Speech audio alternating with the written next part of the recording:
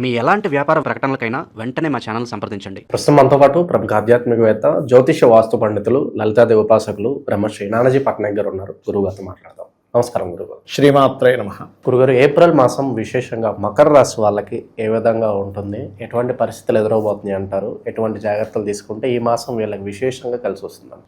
తప్పకుండా అండి. ఏప్రిల్ మాసంలో 3వ స్థానంలో లగ్నాధిపతి వెళ్ళి కూర్చున్నాడు కాబట్టి ఇక్కడ వీరికి కొంచెం ప్రదేశం మార్పు అనేటువంటిది చూపిస్తుంది.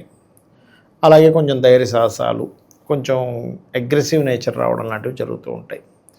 అయితే వీళ్ళకి 2లో ఉండే రాహు వల్ల కొంచెం 11వ తేదీ వరకు బిజినెస్లో ఏదైనా కొద్దిగా ఆన్లైన్ బిజినెస్లు బాగా కలిసి వస్తాయి. ప్రాపర్టీ కానీ వాహనం కానీ కొనుగోలు చేయడానికి, అమ్మడానికి కూడా అనుకూలంగా ఉంది. కాకపోతే కాస్త గురువులతో తెలియని చిన్న చిన్న మిస్అండర్స్టాండింగ్స్, గొడవలు ఇటువంటివి కనబడుతున్నాయి. మాట రావడం, ఎందుకంటే 6లో ఉన్నాడు కదా గురువు, అందుకని. అయితే ఇంకా మిగతా అంశాలు ఏవైతే ఉన్నాయో ఇవి చెప్తుంది నేనైనప్పటికీ చెప్పిస్తుంది సాక్షాత్ లలిత అమ్మవారిగా భావిస్తూ ఆ లలితాంబిక అమ్మవారి యొక్క అనుగ్రహం పరిపూర్ణంగా కలగాలని మనస్ఫూర్తిగా కోరుకుంటూ, ఈ 3లో గ్రహాలు ఉన్నందుకు కొంచెం మెయిన్గా ఓవర్ అగ్రెసివ్ ఎవరితోనైనా మాట్లాడేటప్పుడు అది కొంత జాగ్రత్తగా కనుక ఉన్నట్లయితే సరిపోతుంది. వీళ్ళ బిజినెస్ స్టార్ట్ చేయడానికి మంచి డేట్స్ ఏమైనా ఉన్నాయంటారా ఈ మాసంలో? ఏమన్నా డేట్స్ అనేటువంటివి వాళ్ళ పర్సనల్ చార్ట్ తీసుకొని వాళ్ళ జన్మ నక్షత్రం ఏంటి, బిజినెస్ స్టార్ట్ చేయబోయే నక్షత్రం ఏంటి ఒకటి చూసుకోవాలి. రెండవది ప్రతి జాతకానికి బుధుడు ఎలా ఉన్నాడో చూసుకోవాలి. ధనాధిపతి ఏ బిజినెస్ని సూచిస్తుంది. ఫస్ట్ ఆఫ్ ఆల్ ఏంటంటే అసలు ఒక జాతకం చూసినప్పుడు వారికి బిజినెస్ యోగం ఉందా లేదా చూడాలి. గుర్తుపెట్టుకోండి, బిజినెస్ యోగం ఉంది అంటే అది ఎటువంటి బిజినెస్, సర్వీసెస్సా, ప్రోడక్ట్ రిలేటెడా? సర్వీసెస్ ఉంటే అందులో ఎటువంటి సర్వీస్, ప్రోడక్ట్ అయితే ఎటువంటి ప్రోడక్ట్. ఇంకొకటి ఏంటి, కొంతమందికి బిజినెస్ యోగం ఉంటుంది కానీ ఇప్పుడప్పుడే ఇంకా యాక్టివ్ అవ్వదు, ఓ సంవత్సరం తర్వాత స్టార్ట్ అవుద్ది. వీళ్ళు తెలియక ముందుగా పెట్టేసి నష్టపోయి మళ్ళీ అప్పుడు మంచి మంచి అవకాశాలు వస్తున్నాయండి నా దగ్గర చూస్తే ఇప్పుడు డబ్బులు లేవంటూ ఉంటాం. ఎందుకంటే వీళ్ళు బిజినెస్ చేయాల్సిన సమయంలో చేయరు, ఆగాల్సిన సమయంలో ఆకుండా తొందరపడి పెట్టడము. అందుకని ఏ బిజినెస్ చేయాలన్నా మనకు ఫస్ట్ పాయింట్ నెంబర్ 1 బిజినెస్ యోగం ఉందా లేదా, పాయింట్ నెంబర్ 2 ఏ బిజినెస్, పాయింట్ నెంబర్ 3 అది సర్వీసెస్సా లేకపోతే ప్రోడక్ట్ రిలేటెడా, పాయింట్ నెంబర్ 2 ఇప్పుడు బిజినెస్ చేయడం కరెక్టా కాదా, పాయింట్ నెంబర్ 5 పార్ట్నర్షిప్లో చేయాలా సింగిల్గా చేయాలి. కొంతమందికి పార్ట్నర్షిప్లో అయితేనే కలిసి వస్తుంది, సింగిల్గా చేస్తే కలిసి రాదు, అది కూడా చూసుకోవాలి. ఓకే, ఇక శుభకార్యాల పరిస్థితి ఏంటి గురుగారు? శుభకార్యాలంటే మకరం వారికి చూసుకున్నట్లయితే వివాహ సంబంధించిన శుభకార్యాలు కనుక చూసుకుంటే జూన్ నుంచి బాగుంటుందండి. జూన్ వరకు అయితే అంత గొప్పగా లేదు.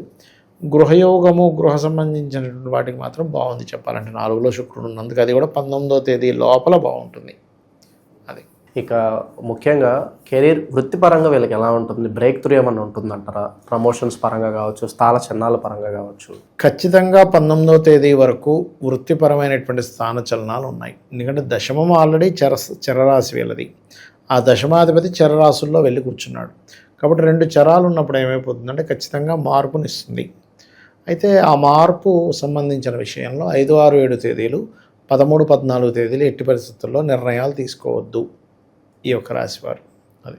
ఇక గురుగారు, ధనపరంగా వీళ్ళకి ఎలా ఉంటుంది? ధన నష్టం ఏదన్నా ఉంటుందా? ధనపరంగా వీళ్ళ మనస్తత్వం ప్రస్తుతం ఏ విధంగా నడుస్తుంది? మరి ఆ ధనం నిలబడాలంటే ఎటువంటి పరిహారాలు తీసుకోవాలి వీళ్ళు? కొన్ని గుప్తంగా వచ్చే ధనం ఉండే యోగం ఉంది.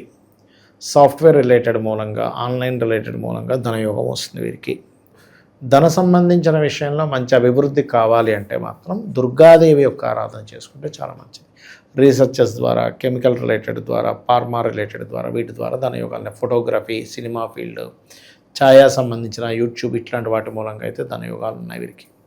కాకపోతే ధన వినియోగ స్థానం 3వ స్థానంలో కుజుడు, శని, రవి ఉన్నాయి కాబట్టి ఇక్కడ ఏంటంటే వీళ్ళు ఏదైనా ఒక ఫైనాన్షియల్ మ్యాటర్స్ విషయంలో కొంచెం ఘర్షణ, అన్నదమ్ములతో కావచ్చు, అక్కచెల్లెలతో కావచ్చు, వీళ్ళతో చూపిస్తుంది. కాబట్టి ధనము రాగానే ఫస్ట్ లక్ష్మీదేవిని తలుచుకొని లక్ష్మీదేవి దగ్గర పెట్టి వాడుకున్నట్లయితే అన్ని విధాలా బాగుంటుంది.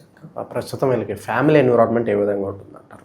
ఫ్యామిలీ స్థానంలో రాహు ఉన్నాడు. విదేశాలకి కుటుంబ సభ్యులను ఎవరినైనా పంపిద్దామని ప్రయత్నం చేస్తే వెళ్ళడం జరుగుతుంది. అది కూడా ఒక 11వ తేదీ లోపల ఇంకెక్కువ ఛాన్సెస్ ఉంటాయి. మరియు ఈ బంధువర్గంలో వాళ్ళు ఎవరైనా విదేశాల్లో ఉండి వాళ్ళ యొక్క సహకారం వీళ్ళకి అందడము, లేదా కొంత వ్యాపారపరంగా విదేశాలకు వెళ్ళే ఛాన్సెస్ రావడము, ఫ్యామిలీ ఇంట్లో ఉండే ఫ్యామిలీ పీపుల్కి కొన్ని కొత్త అవకాశాలు రావడం, విదేశాలకు వెళ్ళే అవకాశాలు రావడం, అక్కడ బిజినెస్ డీల్స్ కుదరడం, ఇలాంటివన్నీ కనబడుతున్నాయి. కొంత ఘర్షణ ఉంటుంది. ఎంతైనా రెండో అధిపతి మీకు రెండులో రాహు ఉన్నప్పటికీ రెండో అధిపతి వెళ్ళి కుజుడితో శనితో కలిసి ఉన్నాడు కాబట్టి స్టార్టింగ్లో కొన్ని గొడవలు, తర్వాత సద్దుమణుగుతాయి కూడా వీరికి. ప్రస్తుత కాలంలో వీళ్ళు ఏ విషయాల్లో జాగ్రత్తగా లేకపోతే వీళ్ళకి చాలా మైనస్ అంటారు, నష్టపోయే అవకాశం ఉందంటారు వీళ్ళు ప్రస్తుతం? మెయిన్గా అగ్రిమెంట్స్ చేసేటప్పుడు శనివారాలు మంగళవారాలు చేయకూడదు. రెండవది కమ్యూనికేట్ చేసేటప్పుడు కొన్నిసార్లు ఏంటంటే మూడో స్థానంలో అధిక గ్రహాలు ఉన్నప్పుడు అది పరాక్రమ స్థానం కాబట్టి విపరీతమైన ధైర్యాన్ని, విపరీతమైనటువంటి మొండితనాన్ని ఇస్తుంది. అది కొన్ని సందర్భాల్లో మంచిదే, కానీ అన్ని సందర్భాల్లోనే అది మంచిది కాదు. కాబట్టి పరాక్రమం ఎక్కడ చూపించాలి, వాగ్దాటిని ఎక్కడ చూపించాలి అనేటువంటి విషయాన్ని ఒక కరెక్ట్ క్యాలిక్యులేషన్స్తో వీళ్ళు వెళ్ళడం మంచిది.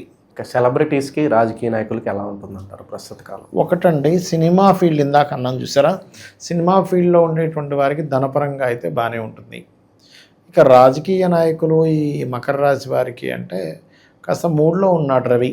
అంటే కొంత పోరాటంతో జరుగుతూ కొంతమందితో ఘర్షణలు, కొంతమందితో మిస్కమ్యూనికేషన్స్ వస్తూ వీళ్ళకి 14వ తేదీ తర్వాత నుంచి బాగుంటుంది రాజకీయ నాయకులకి చెప్పాలంటే.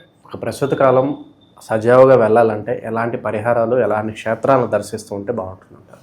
వీళ్ళు ఎక్కువగా చండీ చేసుకోవడం మంచిది. పాపగ్రహాల మూడ్లో ఉంది కాబట్టి అమ్మవారి ఆరాధన, చండీ ఆరాధన, ఓం కర్పూర వీటిక ఆమోద సమాకర్ష దిగంతరాయ నమః అనే మంత్రము, విష్ణు ఆలయాలకి వెళ్ళడం మంచిది.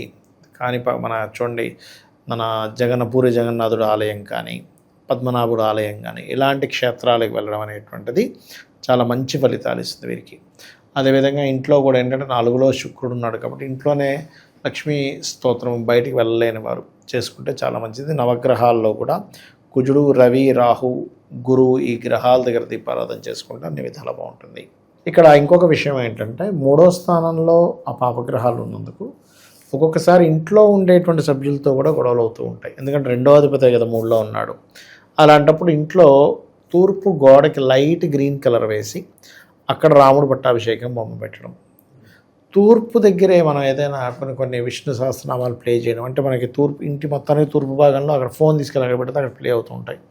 అలా చేయడం వల్ల కూడా చాలా మటుకు ఇంట్లో ఉండే వాళ్ళతో ఉండే కమ్యూనికేషన్స్లో మంచి కమ్యూనికేషన్స్ ఏర్పడతాయి.